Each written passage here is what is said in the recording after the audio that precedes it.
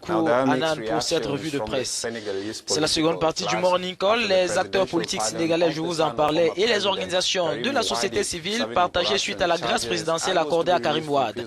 Le fils de l'ancien président était condamné pour corruption jusqu'en 2018. Il y a tant de personnes qui sont en prison, ils n'ont rien fait, ils sont accroupis là-bas pendant des années, sans avoir un petit avocat. Est-ce que c'est pas normal?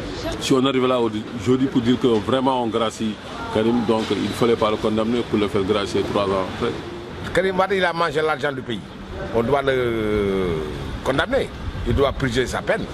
C'est ça. On ne devait pas le laisser sortir comme ça. C'est pas normal. Karim Wade a donc obtenu la grâce présidentielle après 3 ans de détention à Dakar. L'ancien ministre et fils de l'ex-président Abdoulaye Wade a aussitôt rejoint le Qatar. Certaines perçoivent cette libération comme un fiasco judiciaire.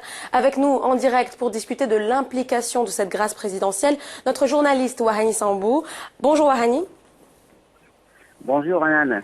Grâce présidentielle donc pour Karim Wade. Y a-t-il beaucoup de Sénégalais jugés pour des cas similaires de corruption ou de biens mal acquis qui en ont bénéficié? Pour la grâce présidentielle, non, pas du tout. Mais bien sûr, ces dernières années, on a assisté de plus en plus à ce genre de situation, à savoir des personnalités qui ont été libérées après avoir été condamnées. Et c'est surtout avec l'arrivée au pouvoir des libéraux. Vous savez, Macky Sall, un libéral, il était ancien Premier ministre, ancien président de l'Assemblée nationale de Abdoulaye Wade.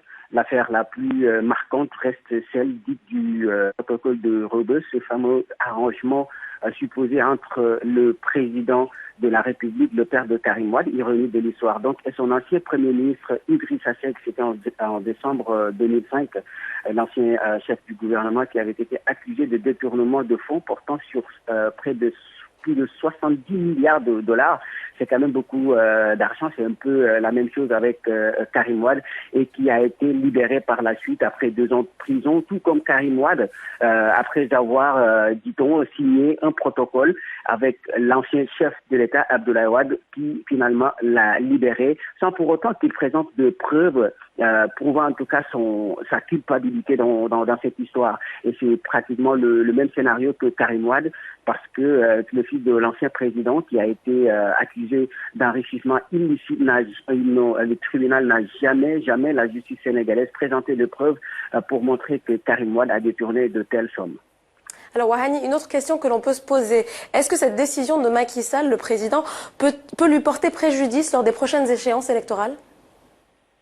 Et oui, forcément, ce genre de décision, ça risque de se retourner contre le président Macky Sall qui s'est mis à dos bon nombre de Sénégalais qui sont mécontents de voir ne pas respecter, je cite la plupart des commentaires de la presse sénégalaise, des hommes politiques sénégalais, de ne pas respecter ses promesses de campagne puisqu'il avait promis de lutter contre la corruption. Mais on se rend compte que de plus en plus d'anciens caciques du régime de Abdoulaye Wade ne sont plus inquiétés parce que soit ils ont rejoint le camp de la coalition Benno Bokk Yakaar qui a porté Macky Sall au pouvoir.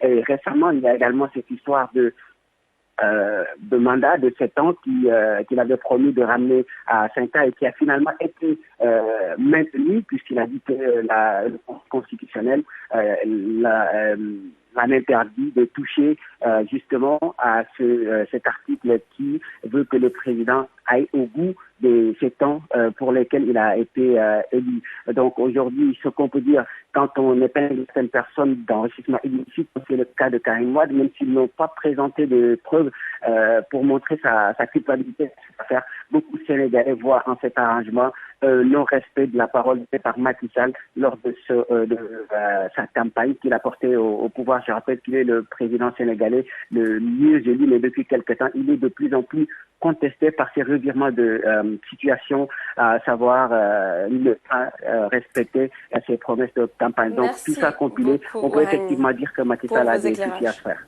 Thank you very much, Wahani Sambou. He is following that story. Merci beaucoup, Wahani. Vous qui suivez cette affaire